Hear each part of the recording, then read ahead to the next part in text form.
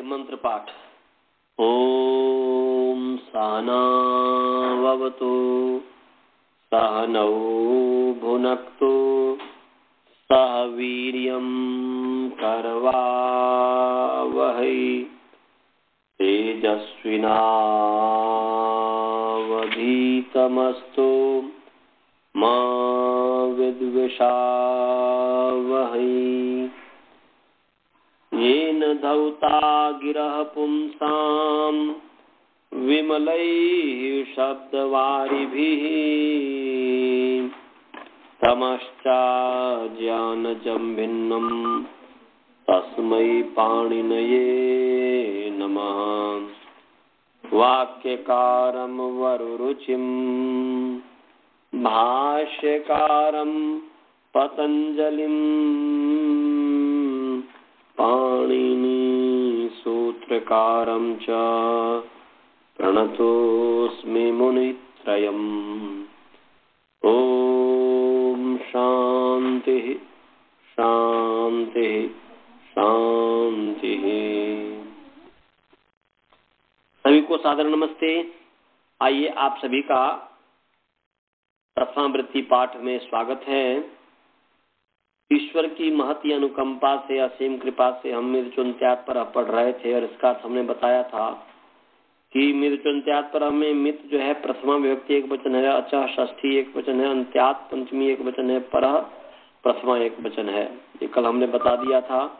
और साथ साथ ये भी बताया था कि अचः में निर्धारण षष्ठी है। निर्धारण का हमने बताया था कि जाति गुण क्रिया भी समुदायात एक देश से पृथक करणम निर्धारणम। जाति गुण और क्रिया के कारण, क्रिया के द्वारा समुदाय से एक देश को अलग करना, पृथककरण, ये निर्धारण होता है। तो अचः में यहाँ पर जो है अचः में जो है यहाँ पर निर्धारण षष्ठी है, तो अचो में अंतिम अच ऐसा अर्थ हो जाएगा। अचा अचाम मध्य अंत्यात अचः, अंत्यात अचः परः मित भवति।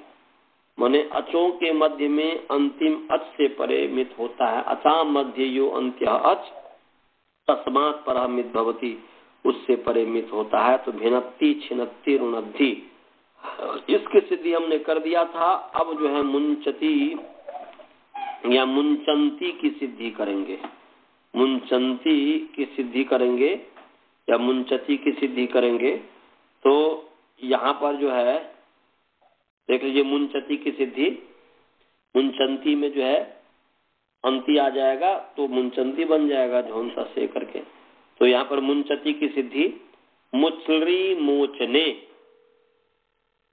मुचलरी मोचने क्या धातु है?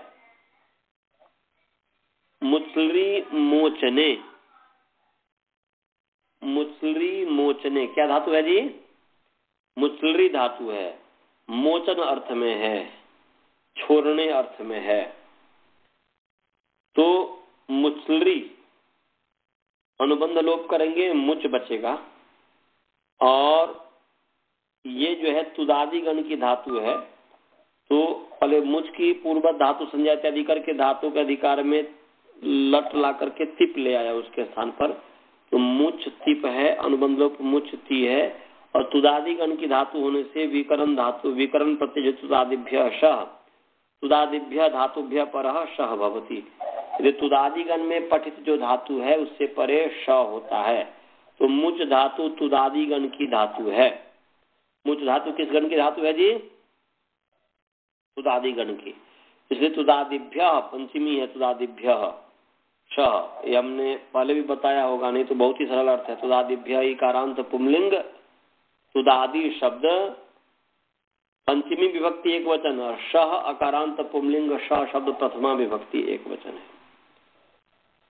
तो अर्थ हो गया तुदादिभ्य धातुभ्य परः शः प्रत्ययो भवति।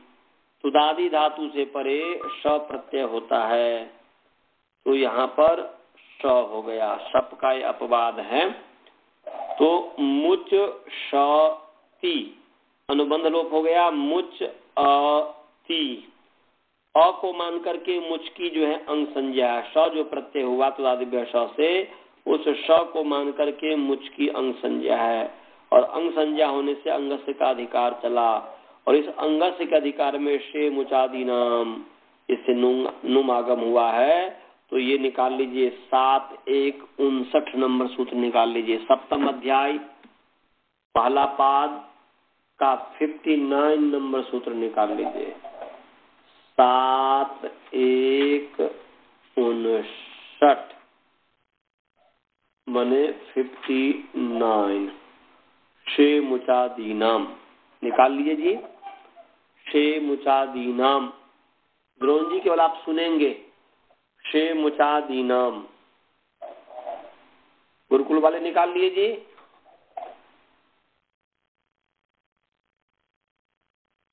शे मुचादीनाम निकाल लिए। हाँ, तो शे मुचादीनाम, तो शे जो है अकारांत पुंलिंग श शब्द सप्तमी विभक्ति एक वचन, मुचादीनाम इकारांत पुंलिंग मुचादी शब्द षष्ठी विभक्ति बहुवचन। समास है मुचादी में मुच आदि ये शाम ते मुचादयः येषाम मुचादीनाम, माने मुच से मुचली धातु, लुप्लरी धातु, विदलरी धातु, विदलरी धातु हो गया, लिपि धातु हो गया, लिपि धातु हो गया, शिच धातु हो गया, कृति धातु हो गया, खिद धातु हो गया, पिंश धातु हो गया, सब धातु। तो ये सबके आदि में जो मुचलरी, आप जो धातु पाठ आप देखेंगे तो धातु पाठ में मुचली धातु देख लीजिएगा, और उसमें देखिएगा कि उससे आगे कुछ धातु हैं, उन पूरे का आदि अवयव मुच है, तो मुच आदि है शामते मुचादय, मुच आदि मुचादी गण है। तो मुचादी गण मने अर्थात वह जो है तुदादी गण में जो मुच इत्यादि है वह ग्रुप जो है, गण का मतलब यहाँ पर ग्रुप समूह, तो उस मुचादी धातुओं की जो है क्या है मुचादी धातु, मैंने वो जो मुचादी धातु है, तो अर्थ क्या हो गया अंगस का अधिकार चला है। और वो नुम का इदितो नुम धातु से नुम के मृत्यु आ रही, इसके ऊपर जो सूत्र है 7-1-58 इससे नुम के मृत्यु आ रही है, अंगस्य का अधिकार चल रहा है। तो क्या हो गया जी शे सप्तमी, इसलिए शे प्रत्यय परतः मैंने श प्रत्यय के परे रहते, ऐसा हो गया। शे प्रत्यय परतः मुचादीनाम अंगानाम अंतावयवः नुम भवति, अंतावयवः नुम आगमो भवति, ये अर्थ हो गया। तो यहाँ पर सबसे पहले हमने तो पूरा अर्थ बता दिया, परंतु ये है कि शे प्रत्यय परतः माने स प्रत्यय के परे रहते मुचादी अंगों को नुम होता है। तो जिसको नुम होता है तो मृत्युंत्याद पर कहता है वहां पर भाई नुम किसको हो, तो मृत्युंत्याद पर कहता है कि अचा मध्य यो अंत्य, अचो के मध्य में जो अंत्य अच है उससे परे मित होता है, तो नुम मित है। तो यहाँ पर जो है मुच धातु है और श है, तो उस श प्रत्यय तुदादिगण का होता है, श के परे रहते मुचादी जो अंग है इसको अंतिम अच मने मुंह में जो ऊ है उससे परे नुम हो गया, तो मुंह नुम ची, ये स्थिति हो गया। समझ में आ गया जी। शे मुचादी नाम का समझ में आ गया, बहुत ही सरल अर्थ है कि शे प्रत्यय परतः मुचादी नाम अंगानाम अंतावयवः नुम भवति, अंतावयवः नुम आगमो भवति। समझ गया जी, समझ में आया वासुदेवन जी, आपको समझ में आया? हाँ, तो शे मुचादी नाम, मुचादियों को जो है, रुक जाइए थोड़ा सा उधर से आवाज आ रही है, ओह क्या बताऊं आपको। शे मुचादी नाम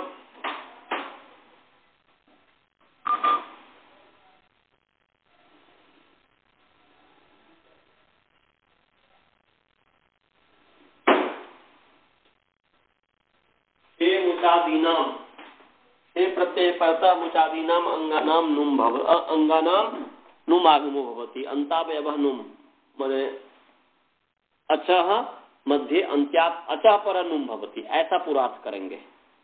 इसका पूर्वार्थ ऐसे करेंगे कि से प्रत्यय परतः मुचादीनाम अंगानाम अचाम मध्य अंत्यात् अचः परः नुम भवति। तो अंतिम अच से परे नुम होता, तो मुच में एक ही अच है, वही बड़ा, वही अंतिम, वही आदि। तो मुच में उ अंतिम अच है, उ उसके बाद में नुम हो गया, तो गया मु नुम च अति, ये स्थिति हो गया। माने मु नुम च अति, ये स्थिति हुआ। गुरुकुल वाले को समझ में आ रहा है जी? बालबोध जी समझ रहे हो? माने मुंह के बाद में नुम हो गया, समझ में आ रहा है? समझ रहे हो? आपकी आवाज नहीं आ रही है।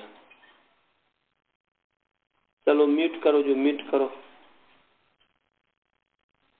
तो यहां पर म्यूट करो भाई। मु नुम च अति। बालबोध जी म्यूट कीजिए, श्रवण जी म्यूट नहीं है, अब हो गया। तो मु नुम च अति अनुबंध लोप हो गया, न हुआ, केवल बचा। तो मु न च अति, ये स्थिति है। इस स्थिति में नश्च पदांत झली, ये सूत्र पढ़ाया हूं आप लोगों की, नहीं पढ़ाया हूं? अनंत जी पढ़ाया हूं? नश्चा पदांत झली पढ़ाया हूं कि नहीं? नहीं पढ़ाया हूं तो पढ़ लीजिए। 8-3-24 नंबर सूत्र निकाल लीजिए। अपदांत नकार को ये करता, अनुस्वार करता है जी। निकालिए नश्च पदांत से झली। 8-3-24 8-3-24 अष्टम अध्याय तीसरा पाद का 24 नंबर सूत्र है। 8-3-24 निकाल लिया जी।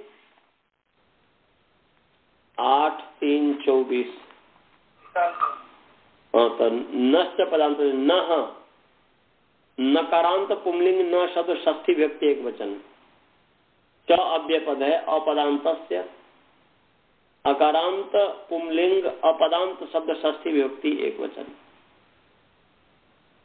षष्ठी अब समास जो है अपदांत में पहले पदस्य अंतः पदांतः, न पदांतः अपदांतः, पद का अंत अवयव पदांत, और जो पद का अंत अवयव नहीं वो अपदांत हो गया। माने पद का अंत अवयव नहीं, पद के अंतावयव से भिन्न, ऐसा अर्थ हो गया। तो अर्थ हो गया माने पदांत माने अपदांतस्य नकारस्य, ऐसा ये अर्थ हो गया। ऊपर से इसके ऊपर जो अनुवृत्ति है मोनुस्वारः, 8-3-23 नंबर सूत्र है, उससे मोनुस्वारः पूरे सूत्र की अनुवृत्ति आ रही है। और संहितायाम की तो अनुवृत्ति आ ही रही है। तैरोवाची संहितायाम जो 8-2 का अंतिम नंबर जो सूत्र है, तैरोवाची संहितायाम 8-2-108, उसे संहितायाम की अनुवृत्ति आ रही है, अधिकार चल रहा। तो अर्थ हो गया कि संहितायाम विषये, ऐसा अर्थ हो गया। इसका अर्थ हुआ नथ पदांत झली का अर्थ कि संहितायाम विषये अपदांतस्य नस्य मस्य च, म की उनके से म भी हो गया। अपदांतस्य नस्य मस्य च स्थाने अनुस्वारः भवति झली परतः, झली परतः। कि झल के परे रहते अपदांत नकार और मकार के स्थान में अनुस्वार आदेश होता है। यह अर्थ हुआ कि अपदांतस्य नस्य मस्य च स्थाने अनुस्वारो भवति, अनुस्वार आदेशो भवति झली परतः, ये अर्थ है। तो यहां पर देख लीजिए कि अपदांत नकार मुंच अति जो है तो न अपदांत नकार है, पद के अंत में तो नहीं है। सुप्तिंगंतम पदम से पद संज्ञा जिसके, तो यहाँ पर पद के अंत में तो न नहीं है, वो तो बीच में है, तो अपदांत नकार है। तो पदांत पद के अंतावयव से माने पद के भिन्न, पद का अंतावयव से भिन्न जो नकार हुआ तो अपदांत नकार है, उसको अनुस्वार हो जाएगा झल परे। तो च जो है झल परे है तो मुंचति बन गया। और इस स्थिति में अनुस्वार से यही पर सवर्ण, ये पढ़ा दिया हूं कि नहीं जी कि भाई अनुस्वार को यही के परे रहते पर सवर्ण आदेश। तो बहुत ही सरल अर्थ है, इसमें वो निकालने की आवश्यकता नहीं है। अनुस्वार से ही पर सवर्ण 857 नंबर सूत्र है। अनुस्वारस्य अकारांत पुंलिंग अनुस्वार शब्द षष्ठी व्यक्ति एक वचन है, यही यकारांत पुंलिंग यही शब्द सप्तमी व्यक्ति एक वचन है। पर सवर्ण अकारांत पुंलिंग पर सवर्ण शब्द प्रथमा विभक्ति एक वचन है। तो क्या अर्थ हो गया जी? अर्थ हो गया कि यही परतः, यही माने हय वर्ग का य से लेकर के कपई का तक के जितने भी वर्ण है, य वर ल य मंगन झ भ घड़ द ज ब गड़ द ख प चट त क प श माने क प यहाँ तक वर्ग का पहला वर्ण, द्वितीय वर्ण, तृतीय वर्ण, चतुर्थ वर्ण यह हो गया। और पंचम वर्ण माने य वर ल य मंगन न, तो माने वर्ग का पांचों वर्ण का नाम यही है और साथ साथ य व र ल ये जो अंतस्थ वर्ण है उसका नाम भी यही है। तो यहाँ पर देख लीजिए च जो है वर्ग का प्रथम वर्ण है, तो यहाँ पर च जो है यही है, उस यही के पर रहते अनुस्वार जो है उसको पर सवर्ण हो गया।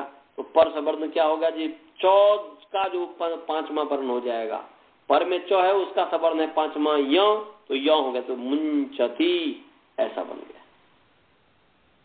समझ में आया जी? सभी को मुंचति की सिद्धि समझ में आया? हाँ। गुरुकुल वाले को समझ में आया जी मुंचति की सिद्धि?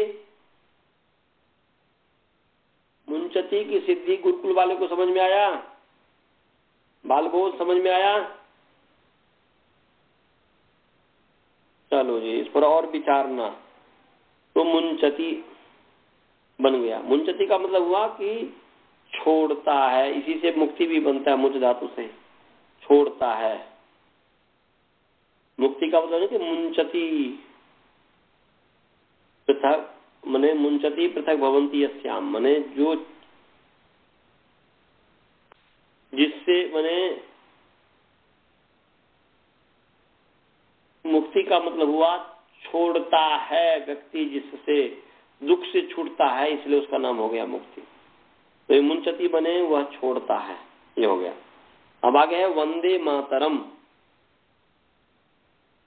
वंदे मातरम तो माता को प्रणाम, माता को वंदे मैं नमस्कार करता हूँ। अच्छा, नमस्कार करता हूँ पर एक याद आ गया, आप लोगों में कोई व्यक्ति है कि किसी को देखकर कहता है नमस्कार नमस्कार पंडित जी, ऐसा कोई कहता है? आप में से ऐसा कौन सा विद्यार्थी है जो नमस्कार करता है? वासुदेवन जी, आप नमस्कार करते हैं कि नमस्ते करते हैं? हम तो साधु भाषा में अनेक नमस्कारम कहते हैं। नमस्कारम कहते हैं। और आप जी स्वाति जी, आप क्या कहती है? नमस्कार कहती है, नमस्ते कहती है? किसी को? आचार्य जी, आपने मुझे बता दिया था पहले दूसरे क्लास में, शायद मैंने नमस्कार बोला था, आपने बोला वो नमस्ते बोलना चाहिए, ऐसा आपने बोला, और तब से मैं नमस्ते ही बोलती। हाँ, क्यों बोलना चाहिए तो समझ में आता है आप लोगों को? आपको यहाँ पर देखिए, नमस्कार जो है, देखो सब आप लोग तो वैयाकरण है ना, तो वैयाकरण के दिशा सोचो कि किसमें गौरव दोष है, किसमें लाघव है। लाघव जो है उसको पकड़ना चाहिए, गौरव वाले को हटाना चाहिए। जब आप कहते हैं नमस्कारम ऐसा कहते हैं, तो इसका मतलब है कि इसमें नमस्कारम करोमी का अध्याहार करना पड़ेगा कि नहीं करना पड़ेगा? वासुदेवन जी, यहाँ पर अहम नमस्कारम, नमस्कारम करोमी कह भी देंगे तो अहम कहे या न कहें, परंतु करोमी तो बताना ही पड़ेगा। नमस्कारम की लक्षणा करोमी तक है, नहीं है? हाँ जी। और दूसरा है नमस्ते। नमस्ते में देखिए यहां पर कह रहे हैं कि आपके लिए प्रणाम,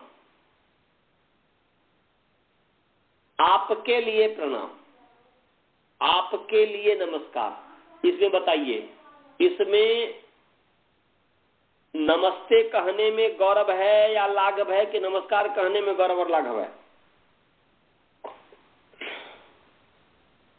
एक वाक्य है, पूरा वाक्य जब बोलेंगे, आपको मैं प्रणाम करता हूं,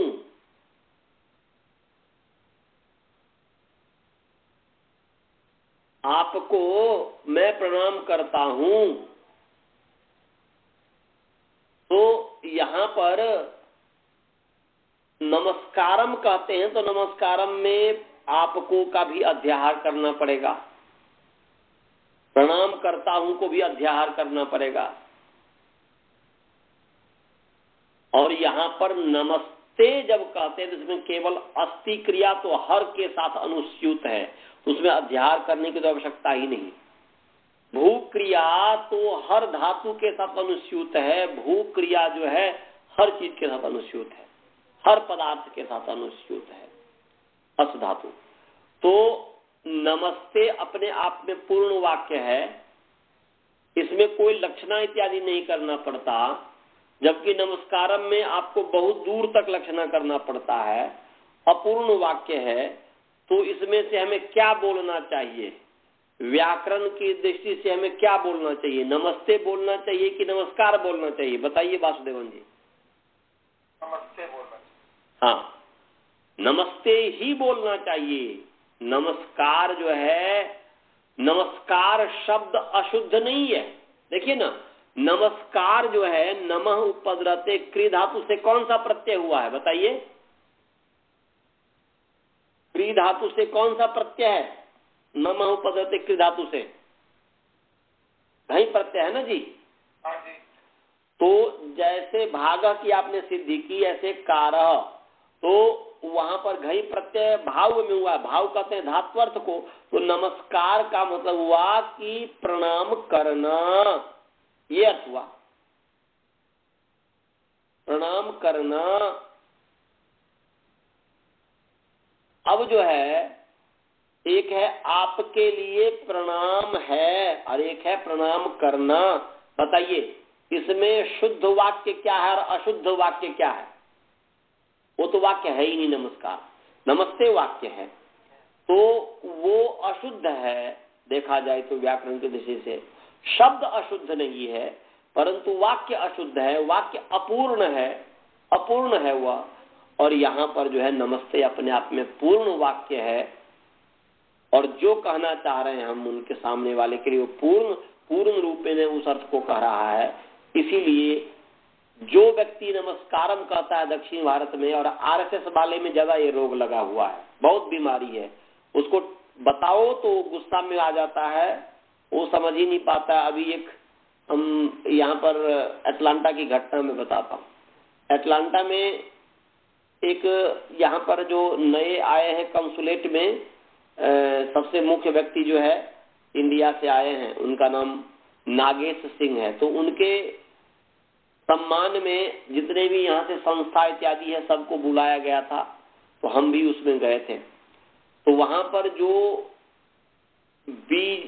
विश्व हिंदू परिषद का जो सबसे मुखिया है, पूरे शायद पूरे यूएसए का होगी, उनका नाम स्नेहा मेहता है। मैं बोला उनसे नमस्ते, बोला नमस्कार पंडित जी। उसी समय बोल दिया कि आप गलत बोल रही हो, आप नमस्कार मत बोलो, नमस्ते बोला करो। उस पर उसने डिस्कस करने लग गई, वो अपनी बात को सही करने लग गई, परंतु मैं उनको समझाने का कोशिश किया। अब वो नाराज हो गई। अब यदि सही बात जो है उसको भी व्यक्ति समझने का कोशिश नहीं करता है, हालांकि बाद में जब वो मंच पे गई तो नमस्ते ही बोली, पता नहीं उसके मस्तिष्क में समझ में आ गया होगा या पता नहीं, तो जो भी हो। तो इसीलिए कम से कम जो अधिकारी व्यक्ति है, जो पढ़ा लिखा है उस चीज को समझ में आना चाहिए, और वो जो उसको समझ में आना चाहिए, और वो शुद्ध ही शब्द बोले, जहां तक हो सके तो शुद्ध ही वाक्य बोले। तो आप सब भी आज के बाद जो भी नमस्कार कर रहे होंगे उसको भूल जाएंगे, उसका अभ्यास छोड़ देंगे और नमस्ते वाक्य करेंगे, नमस्ते शब्द बोलेंगे, नमस्ते वाक्य बोलेंगे। समझ गया जी? कोई शंका हो तो पूछ सकते हैं वासुदेवन जी। कोई शंका है आपको? शंका इधर नहीं है, लेकिन नमो नारायणाय, नमो नमः शिवाय। हाँ, तो ऐसा पूरा वाक्य है ना, पूर्ण। नमः शंभवाय च, नमः शंभवाय अस्ति, नमः शंकराय अस्ति, नमः शिवाय अस्ति, नमः शंभवाय अस्ति।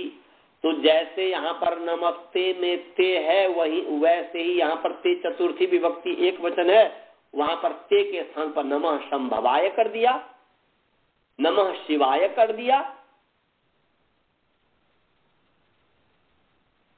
नहीं समझ में आया?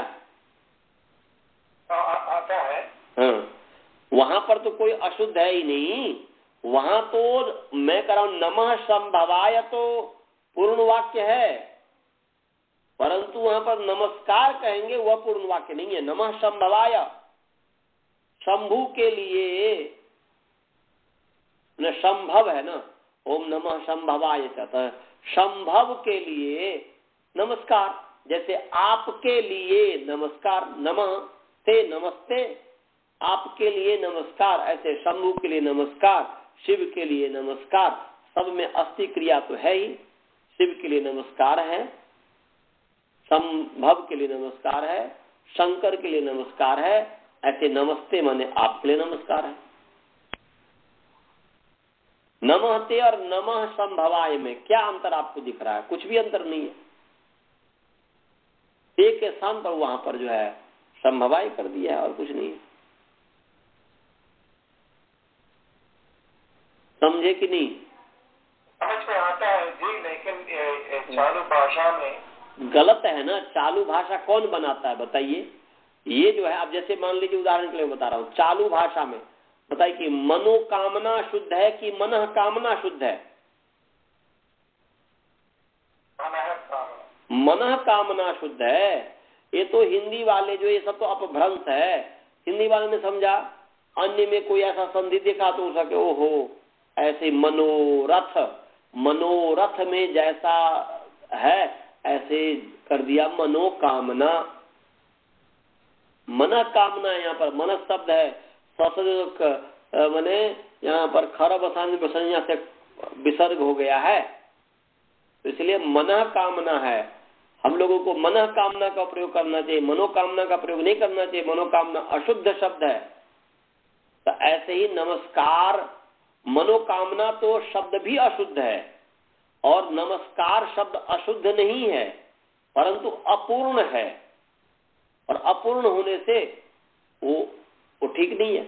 नमस्ते जैसे नमः संभवाय ये पूर्ण वाक्य है, ऐसे नमस्ते अपने आप में पूर्ण वाक्य है। हाँ, तो चालू देखो ना, वो जो है हमें तो सही का प्रचार करना है ना जी। ये तो अज्ञानता में लोग नमस्कार नमस्कार करता रहा। आरएसएस वाले ने ज्यादा फैला दिया है नमस्कार नमस्कार। ये जो आरएसएस वाले ना अज्ञानता फैलाने में सबसे आगे है ना। हाँ, मैं भी बचपन में आरएसएस में जाता था ना।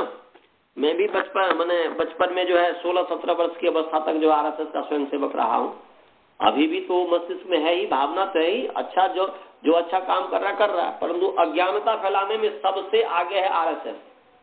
वो अपने लाठी सामने रखेगा और वो गलत को भी जो है ये कर लेता है। उसका कोई बेपेदी का लोटा है आरएसएस वाले।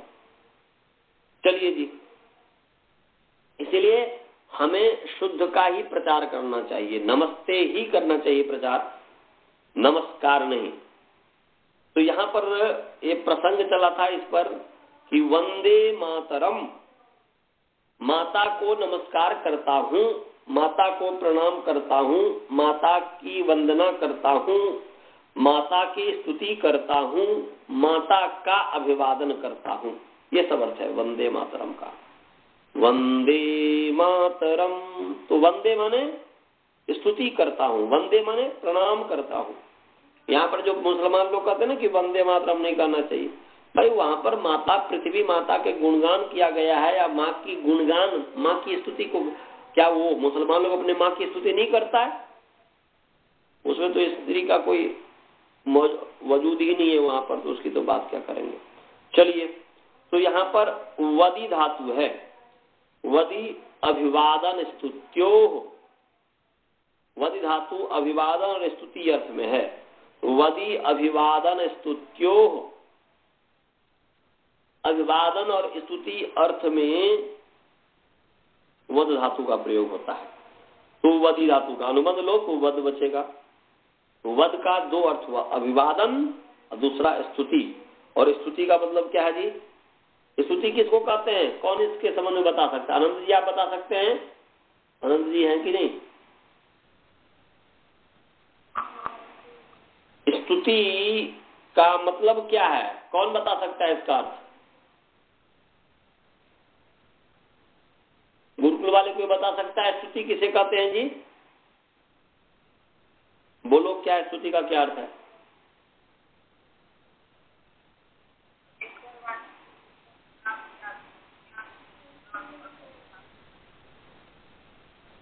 क्या बोल रहे हो? स्तुति का क्या अर्थ बोले हो? बोलो।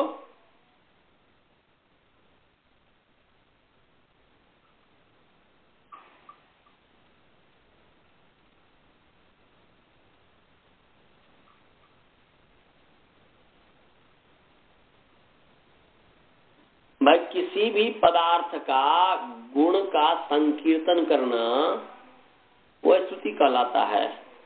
तो यहाँ पर किसी भी पदार्थ के, यहाँ पर स्तुति, वैदिक जो स्तुति है वह है किसी भी पदार्थ का गुण और अवगुण दोनों को बताना स्तुति है। ध्यान रखिएगा, वैदिक भाषा ये है।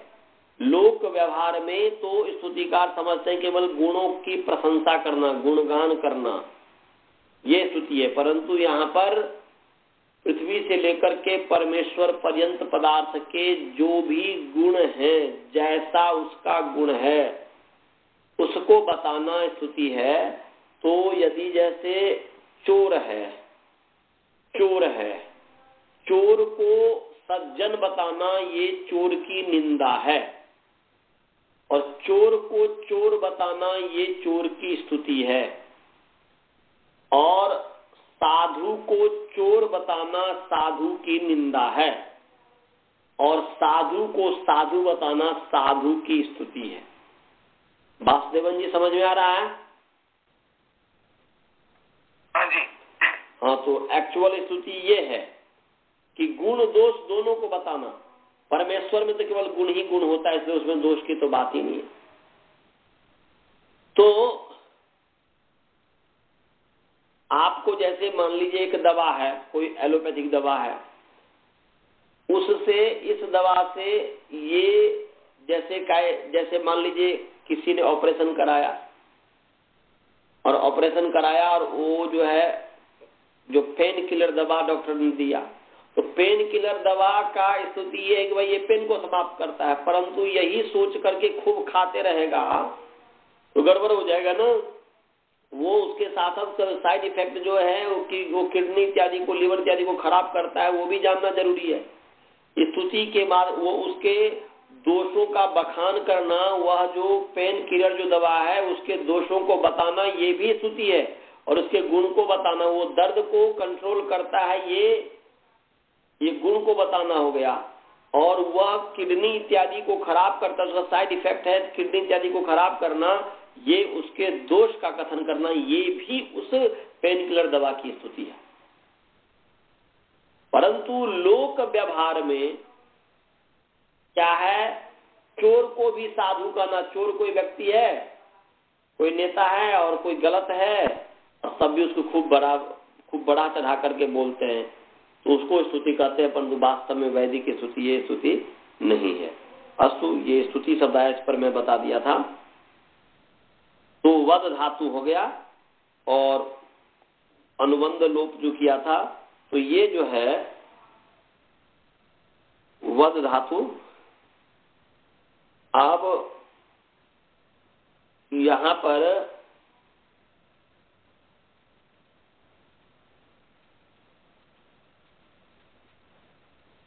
वद धातु, ठीक है, ये एक सूत्र है, वैसे अंगस्य के अधिकार में है, अंगस्य के अधिकार में है। इदितो नुम धातो, निकाल लीजिए, 7-1-58 नंबर सूत्र है। फिर वहां पर मैं बताऊंगा कि पहले ही नुमागम क्यों किया जाता है। 7-1-58 सप्तम अध्याय पहला पाद का 58 नंबर सूत्र,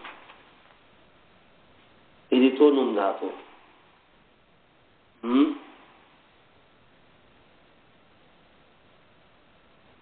समझ गए जी? इदितो नुम धातु निकाल लिए? निकाल लिया है। इदितो नुम धातु हो,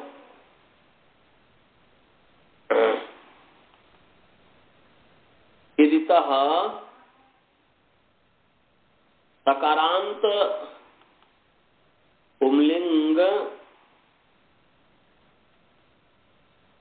सकारांत पुंलिंग इदित शब्द षष्ठी विभक्ति एक वचन।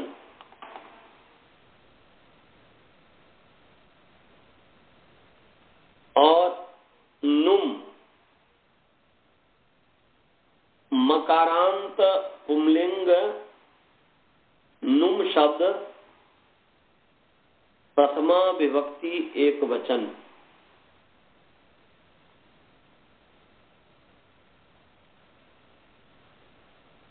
और धातो,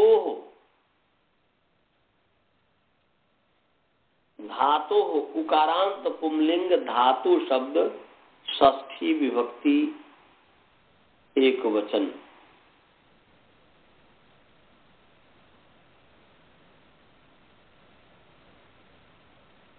षष्ठी विभक्ति एक वचन। अब जो है ये जो है नुम जो होता है, धातु अवस्था में ही यह नुम होता है।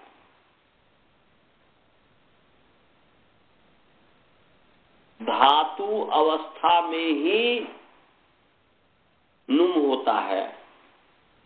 ये व्याख्यान तो विशेष प्रतिपत्तिर न ही संदेहाद लक्षणम, तो ध्यान रखेंगे कि जब कहीं पर यदि कोई शंका हो तो वहां पर व्याख्यान से समझना चाहिए। यदि यहाँ पर धातु अवस्था में ही अर्थात उपदेश अवस्था में ही यदि नुम न किया जाए तो जैसे कुंडा, हुंडा इत्यादि शब्द जो बनता है, कुड़ी धातु से, हुडी धातु से हुंडा, कुड़ी धातु से कुंडा, तो गुरोश्च हलः जो ये सूत्र है, ये गुरोश्च हलः, इससे हलंत जो है, गुरु संजक जो हलंत जो है, उससे परे अकार प्रत्यय नहीं हो सकता। तो ये संयोगी गुरु, संयोग के परिणते ह्रस्व अक्षर की गुरु संज्ञा होती है। यहाँ पर कुंडा में यदि धातु अवस्था में ही नुम आगम न किया जाए, हुंडा में भी यदि धातु अवस्था में ही, उपदेश अवस्था में ही यदि धातु अवस्था में ही नुम आगम न किया जाए तो गुरु संजक मिलेगा नहीं।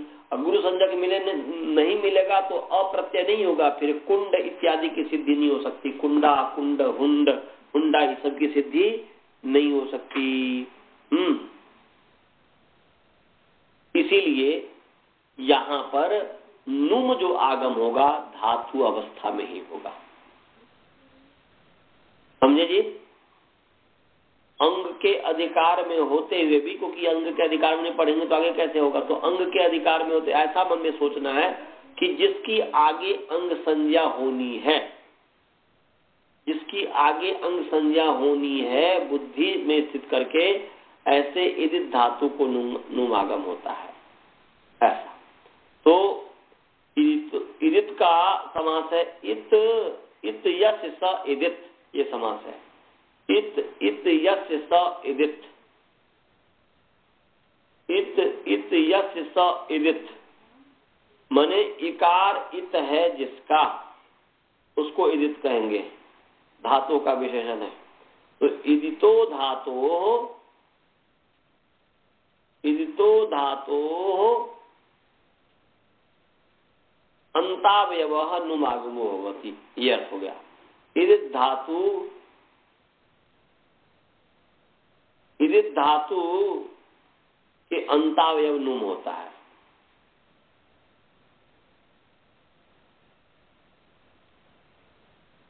समझे जी? इदित धातु का अंतावयव नुमागम होता है। मृत्युंत्यात्पर अंतावयव न करके इसको इस रूप में कीजिए।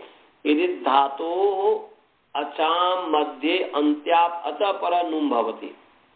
इदित धातु के अचों के मध्य में, इदित धातु अचाम मध्य अंत्याप अच पर नुम भवति। तो यहाँ पर जो है जैसे कुंडा जो है उस कुंडा में कुड़ी दाहे धातु है। क्या धातु है जी? कुड़ी दाहे। तो कुड़ी दाहे जो धातु है, तो यहाँ पर उपदेश अवस्था में ही कुड़ी का इकाई संज्ञा हो गया, मैंने उपदेश धातु अवस्था में ही संज्ञा होकर के धातु अवस्था में ही नुमागम हो गया। तो कुंड न पूर्ण हो गया, कुंड बन गया। फिर गुरोश्च हल से जो है उसकी जो है गुरोश्च हल जो है इससे इसकी अप्रत्यय हो गया। गुरु संज्ञक जो है, गुरु संज्ञक तभी बनेगा जबकि संयोग परे होगा, संयोग गुरु। तो गुरोश्च हल जो है एक बार आप देखना चाहें इसका तो मैं बता सकता हूँ। ये 103 नंबर सूत्र है, निकाल लीजिए। तीसरा अध्याय तीसरा पाद का 130 नंबर सूत्र है। तीसरा अध्याय तीसरा पाद का 130 नंबर सूत्र है, निकाल लीजिए 130। तो आपको और समझ में आ जाएगा अच्छे तरीके से। गुरोश्च हलः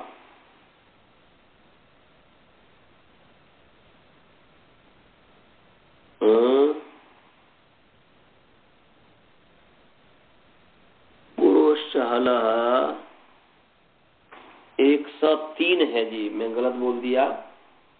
103 130 न होकर के 103 है। निकाल लिया गुरोश्च हलः। ये केवल इसलिए बताता हूं कि यदि नुम धातु अवस्था में ही नुमागम करना, इसके लिए हेतु दे रहा हूं। देखिए गुरोश्च हलः में गुरो जो है उकारांत पुंलिंग, गुरु शब्द पंचमी एक वचन है, चौव्य पद है। हलः लकारांत पुंलिंग हर्षद पंचमी एक वचन है, दोनों पंचमी है। और अप्रत्ययात जो 3 एक सदोष से अ की अनुवृत्ति आ रही है। और उसके पश्चात जो है और कर्तृ चकार के संज्ञायाम और स्त्रियाम, इसकी भी अनुवृत्ति आ रही है।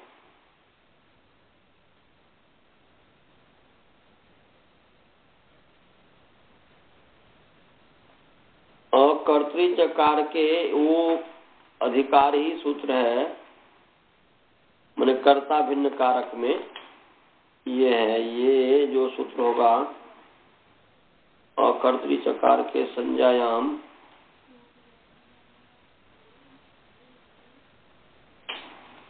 कितने नंबर सूत्र है?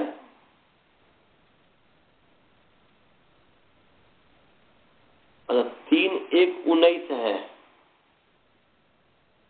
और कर्तृ चकार के संज्ञायाम, हाँ जी,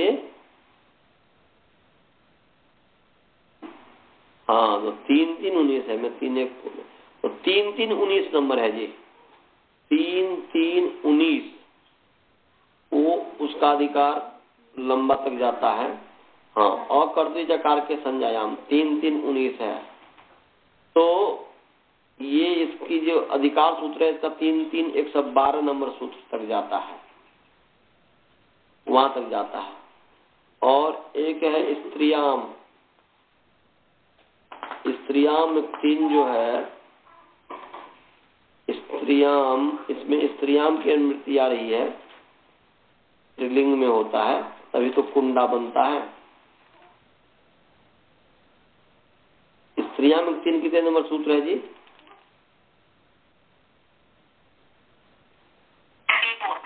3 3 94 नंबर सूत्र है। इसे स्त्रियाम की अनुवृत्ति आ रही है, समझ गए? स्त्रियाम की अनुवृत्ति आ रही है। तो क्या अर्थ हो गया जी?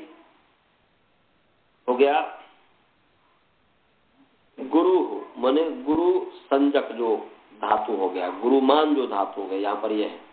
हल में विशेषण से तदंत विधि से हलंत हो गया।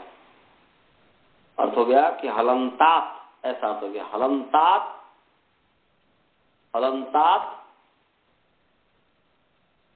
गुरु संजकात या गुरुमान धातो, हलंतात गुरुमान धातो परः कर्तृ भिन्न कारके संज्ञायाम भावे च, और भावे की विनिवृत्ति आ रही है या कर्ता माने भावे की वृत्ति आ रही है, धातु प्रत्यय प्रत्यय की वृत्ति आ ही रही है। तो हलंतात, हलंतात गुरु माने गुरु संजक वाला माने गुरुमतः, ऐसा। हलंतात गुरुमतः धातो परः स्त्रीलिंगे कर्तृ भिन्न कारके संज्ञायाम भावे च अप्रत्ययो भवति। तो हलंत जो गुरुमान धातु है, हलंत गुरुमान धातु से परे स्त्रीलिंग में कर्ता भिन्न कारक में, कारक संज्ञा में तथा भाव में जो है अप्रत्यय होता है। तो ये या तो भाव में होगा या कर्ता भिन्न कारक में होगा। तो यहाँ पर जैसे कुंडा है, कुड़ी धातु है, यदि यहाँ पर नुम आगम न किया जाए तो नुम आगम न करने से यहाँ पर गुरुमान धातु मिलेगा ही नहीं, और गुरुमान धातु न मिलने से जो है यहाँ पर प्रत्यय नहीं हो सकता, फिर कुंडा के सिद्धि भाव में नहीं हो सकता। इसीलिए यहाँ पर इसी से पता चलता है कि इदितो नुम धातु जो है वह धातु अवस्था में ही होगा। समझ में आया जी? सभी को इदितो नुम धातु समझ में आ गया? हाँ जी। हाँ, तो इसी अवस्था में कर दीजिए। तो वह मने नुम इदितो धातु नुम भवती, इदितो धातु अंत्यात अच पर नुम भवती। तो अंत्य अच है व में अ, उससे परे नुम हो गया तो व नुम द, अनुबंध लोग व न द, वंद बन गया।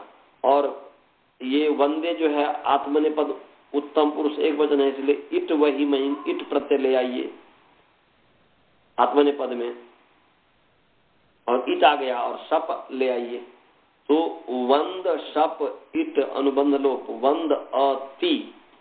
तो वंद वंद अ ई, सॉरी वंद अ ई, वंद अ ई।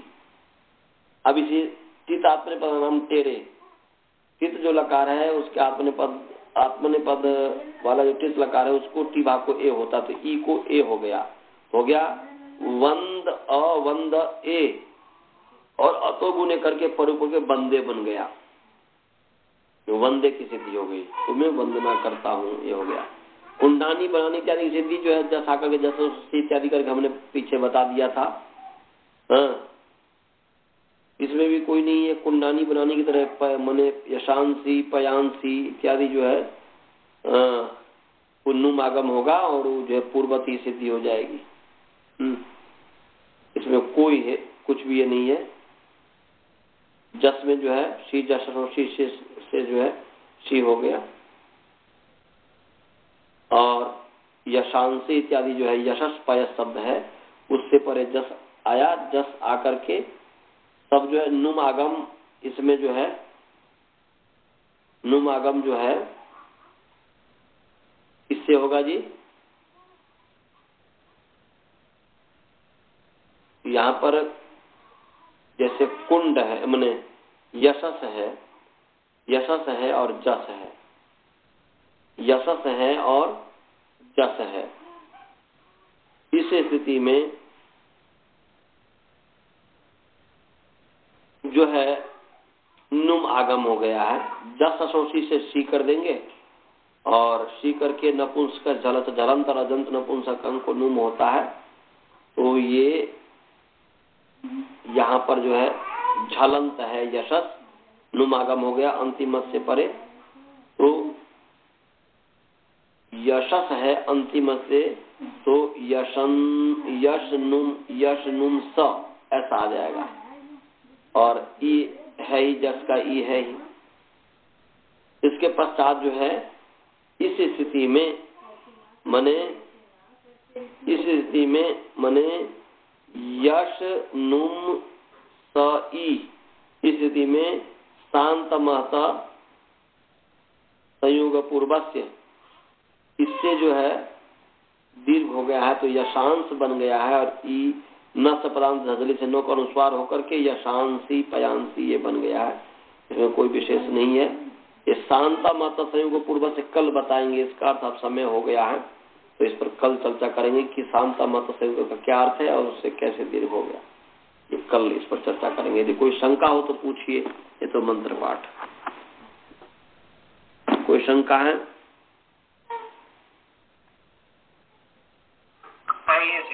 तो मंत्र पाठ करें। हाँ जी। ओम पूर्णमदः पूर्णमिदं पूर्णात् पूर्णमुदच्यते पूर्णस्य पूर्णमादाय पूर्णमेवावशिष्यते। ओम शांति शांति शांति। सभी को सादर नमस्ते। धन्यवाद। नमस्ते जी, नमस्ते।